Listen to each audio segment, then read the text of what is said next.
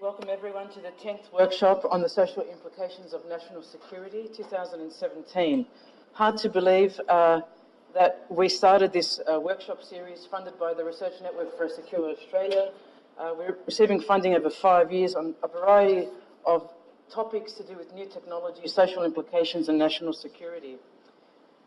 I thank from the outset the co-conveners of this workshop, including Monique Mann, Peter Lonard and Rob Nichols. Rob, who can't be here today, but has been very busy behind the scenes. It's testament to the workshop and its capacity that we have probably this year more organisations, more industry representatives participating than ever before. I'd like to begin by mentioning Lockstep Consulting, Biometrics Institute, iOmniscient, Zamex Consulting, Unisys, NEC, Chip My Life, Informa, VR The World, Future Factory, Future Sumo, also representatives from government agencies such as the Queensland Privacy Commissioner and New South Wales Information Commissioner, Data Synergies and a whole host of universities. I'm going to mention all of them: URW, ANU, Charles Sturt University, QUT, Loyola University from the States, NII Japan, UNSW, and so many more. It's a real international workshop, though. We've set it in Australia now predominantly over the last 10 years. And I think it's a meeting place where people begin and continue to have dialogue over important thematic areas. At the moment, we all know biometrics and multimodal biometrics and behavioural biometrics have been front and foremost in our media, in our conversation, in the way we understand identity. We just have to look at the Indian deployment of the Aadhaar system. 1.2 billion citizens. Most of them had their multimodal biometrics taken within the first years of the system's inception into the country. 83% of citizens now have their biometrics online, available.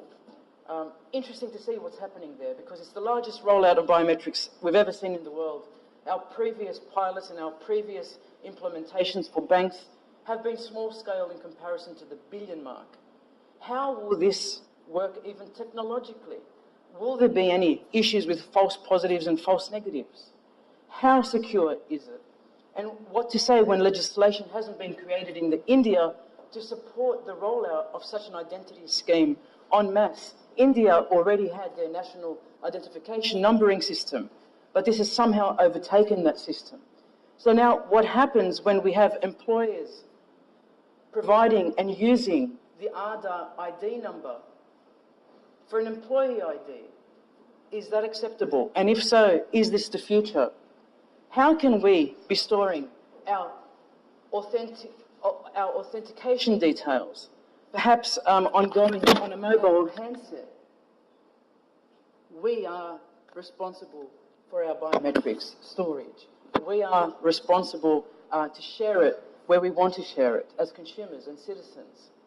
So what you see here is a colliding set of disciplines, from law to computer science and engineering and IT rollouts, to societal implications, not only sociology and anthropological viewpoints, but even psychological.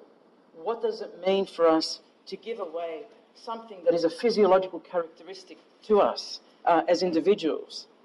And what kinds of security and privacy by design, as Anne Cavoukian calls it, options and approaches do we have to this kind of rollout that will work?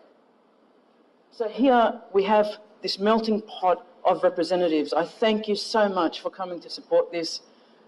Everyone here has come on their own volition, through their own incursion of financial expenses to actually fly to Sydney and participate. But that's the only way we can have dialogue. You know, I love the virtual blogging and the virtual press releases and the virtual implementation information that we have, but there's nothing like coming together to hear what different stakeholders have to say. And our workshop has been one of respect over the last 10 years, beginning our first one in 2006. I challenge you to challenge yourselves. I challenge you to challenge others with respect, and I hope you have a wonderful, fruitful outcomes from today. On the logistics side, we have various chairs throughout the day. At 11 o'clock, we're going to break for morning tea. I request that you follow me to Espresso downstairs and order yourself beverages of your kind. At 12:30, I think we're going to be at a restaurant named Pina on level 2.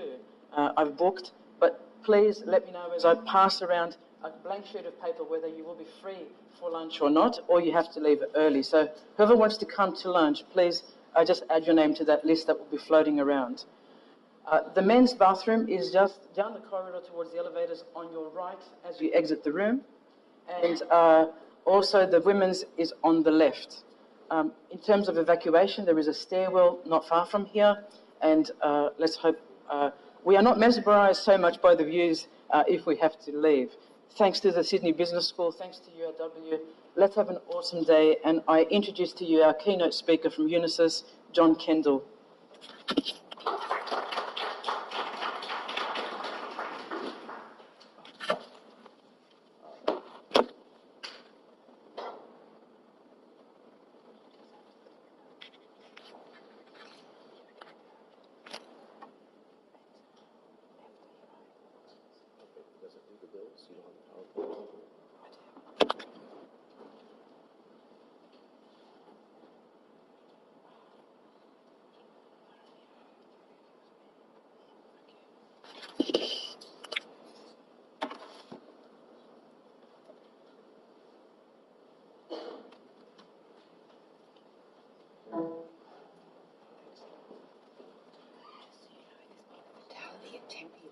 She's on the Sydney Rail network, so it might be. Thank you. Hey, lovely to meet you. Is everything alright? Okay. Oh, good. Send me a message because I was a bit late this morning. I'll give you my number. Just call me.